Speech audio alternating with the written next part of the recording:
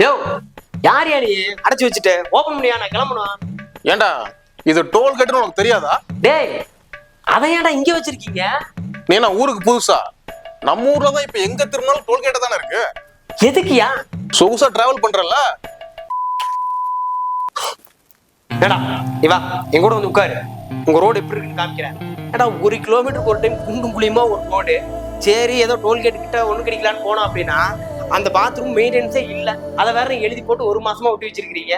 அதுவும் கூட பரவாயில்லடா. சரி நைட் ஏதோ ரோட்ல ஸ்பீடா போலான்னு போனோம்னா ஒரு ரெஃப்ளெக்டர் ரைட் கிடையாது, ஒரு பெயிண்ட் கிடையாது.